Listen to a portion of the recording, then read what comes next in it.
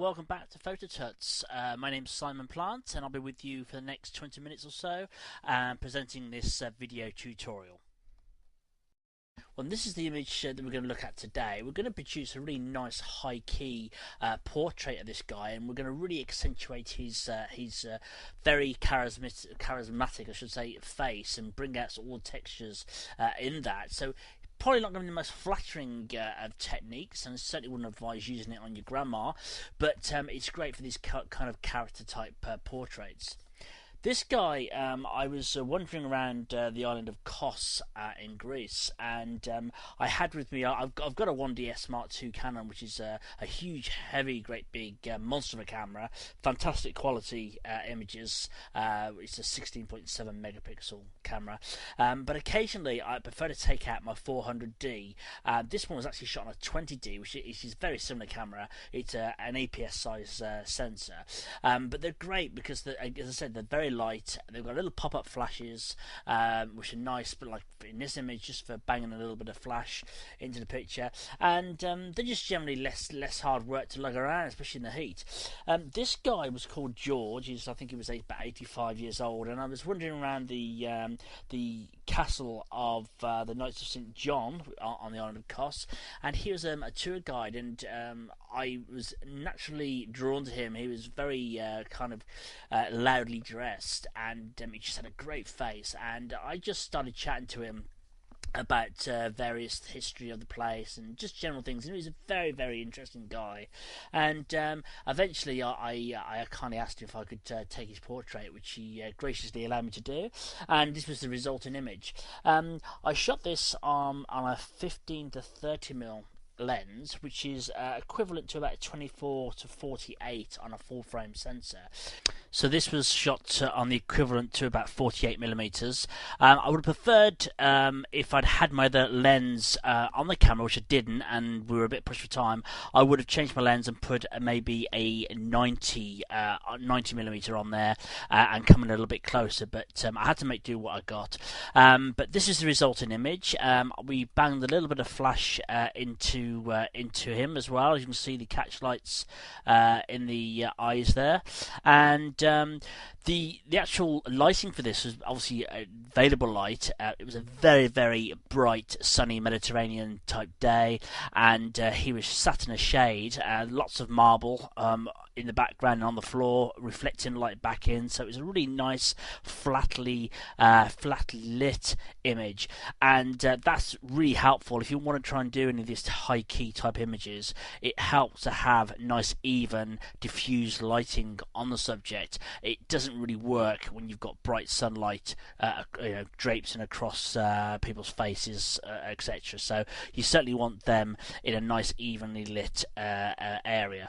So let's move on, and we'll start showing you through some of the adjustments for this particular image. So I'm working in Adobe Photoshop CS3, and we're in obviously Camera Raw on the bridge at the moment, and what we want to do is really just brighten this image. We don't want to start clipping any highlights or anything, but we want to try and get it in a ballpark of what I'm looking for. I don't want to do my final adjustments in Camera Raw.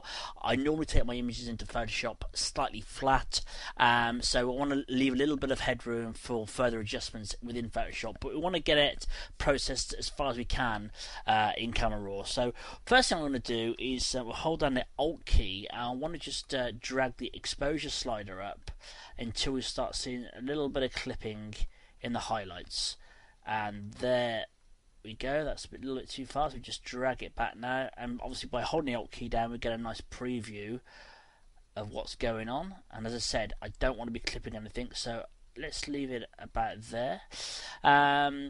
Recovery, we won't need to worry about that, I don't think. There's nothing really to recover because we've not overexposed anything. Brightness, we could have a little play with that. As I said, don't want to take it into Photoshop too bright. I just want to leave a little bit more room for adjustments. Contrast, we can bring the contrast up a little bit, but again, don't get too far. somewhere around there. Clarity, I want to pump this up quite a way. Clarity is like a micro contrast adjustment, and that's really what we want. We want nice lots of textures to be brought out within the skin here, and already by just sliding this clarity slider like so, you can see that's having quite an effect on the gentleman's face there. Again, won't overdo it. So we're also going to bring out all the textures in George's rather loud zoot suit and his stripy shirt here, and that is going to cause quite a lot of distraction when we view the image, and we don't want that. We want to maintain the attention on his face here, and not his rather loud and slightly dirty, I have to say, suit. So keep an eye on that. We've got to think about all these other areas. So I'm just going to bring the clarity up probably to about there, about 50, I think. I don't want to go any further than that. Vibrance, I'm going to leave that. Again, it's probably going to be quite desaturated, this, but we'll leave it. We'll leave it about 25 there. Saturation, we'll bring it up a little bit. We can always knock it back down again. Next thing is here, sharpening. I don't apply any sharpening in Camera Raw, only for the preview. Noise reduction, we'll bring that up a little bit to about 5. There may well be, I shot this on I think about 100 ISOs, there shouldn't be a lot of noise, but being on an APS size sensor, I'm not used to always working on many images from that, and it will have a little bit more noise than I'm used to, so we'll bring that in a little bit. Next thing, right, the hue and saturations. We can have a little play around with this. I want to perhaps adjust the skin tones a little bit. So we'll get the hue for the reds, and again, there's no direct settings for this. We're just going to have a little play around. If we bring it too far, you can see his nose is rather blossomed. So got to keep an eye on that. So we don't want to go too mad with these color settings, hue settings for the colors. We just want to get a nice skin tone. Now, I want to keep him quite nice and warm and weathered, because he is a native to Greece and in the sun a lot. Lucky fellow. We don't get much sun in England, as you probably already know. So, again, with the yellows, just have a little play around. That's going a bit too far. So right around there looks good. That's all we need to worry about there. Saturation. You can have a little play around with that. Again, I don't want it going too mad. So what I'm saying is basically is go in and just have a bit of play with the images, with these settings, and make sure you don't go too mad unless you want something really wacky. Luminance, again, we don't need to worry about that. Next one is split toning and shadow. Don't need to worry about that. Lens correction, I'll correct all edges. Won't worry about lens vignetting here. And that's about it. So once you've done that, just click done. Right, our image is now open in Photoshop. We're going to start by duplicating the background layer, right clicking and convert to Smart Object. With a lot of these settings in a lot of my images anyway, and I'm sure other people are not different, we tend to have to come back and readjust certain settings as we progress through the image. So you need to leave yourself plenty of opportunity and flexibility to do that. Now if that's converted to a Smart Object, I'll rename it first of all. If I can do that, shadow highlight, and I want to add a layer mask eventually, but what we'll do, we just go into the adjustment, go to image, adjustments, shadow highlight, and eventually what I'm going to do in a minute is make a mask. So this is just going to affect his face, so don't worry about the rest of the jacket and the shirt and the background. So what I want to do is just start bringing out some textures in George's face. So first of all, we're going to go to shadows. I'm going to drop the shadow adjustment down slightly and bring up the tonal width and have a look at what that does. We can bring that down here now to about 20, and radius again, just have a little play around with the settings there, see what works best. Doesn't seem to be making a lot of difference, so we'll leave that as it is. Highlights again, don't want it to go too dark, So we'll leave his face for about 13–14%. Tonal width around there looks good, around 36%. Radius again, have a little play. That looks good, about 70 pixels. Adjustments, mid-tone contrast. Again, don't worry about the suit. This is like a micro contrast again in some respects. And I'm just looking at the textures in his face. So there looks good. I'm not sure color correction is going to make a lot of difference, but we'll leave it about 20%. Click OK. Just wait for the process. Okay, that's before, that's after. As you can see, it's made quite a bit of difference to his skin area here.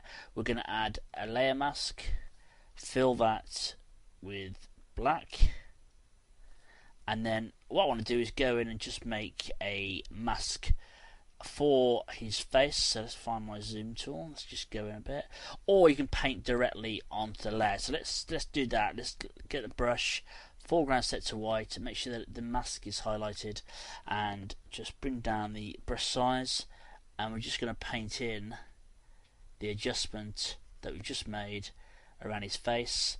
I'll just go around the edges first to get a nice outline. You can obviously do this with a selection tool, which is probably some ways easier, but this is just another way of doing it.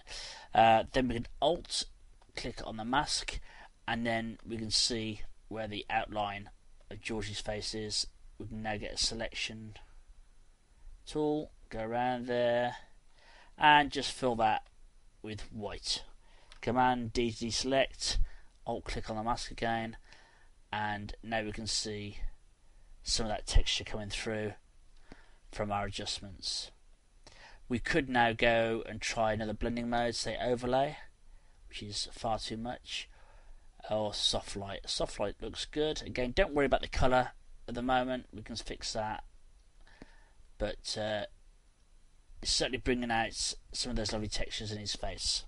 What we'll do is Alt click on the mask again, like so, and we want to just blur this. We've got a few little harsh edges there, so we go to Filter, Blur, Gaussian Blur, and we just want to add enough Gaussian blur just to get rid of these lines, these brush lines here. So somewhere around 25 pixels looks like it will do the job, like so. Alt click on the mask again, and that's just giving us a better blend for our mask. Right, let's close those up. I now want to just drop some of the colour from this image, so I'm going to go to the adjustment layers and go to black and white, and I want a filter which will give plenty of texture on his skin. So normally blue is quite good. That might be a little bit too much, but we could always drop back the opacity. Let's have a look at the high contrast blue. That's even worse. Red, he's going to be lightening him too much. Infrared, no, he looks very strange there. So let's go for the blue filter. Click OK, and we can just drop the opacity on this somewhat.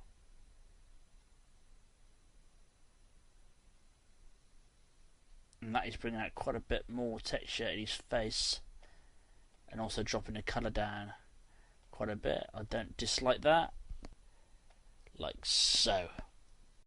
I'm now going to adjust the colour a little bit more. I'm going to add a hue saturation adjustment. I'm going to click the colorize box. I'm going to drop this round to around 25 to give us some warmth, and just have a play around with this slider too. Around 15. Click OK. I can now fill this with black to take the adjustment away, and I'm going to go back to our shadow highlight mask here. Command or Control click on the mask to load our selection. Back to the hue saturation layer, and we're going to fill that now with white, like so. Now press Command or Control D to deselect that, and what I want to do is just fine tune this by dropping the opacity down a bit. like so. So there's before, there's after. Not a massive adjustment, but just a slight warming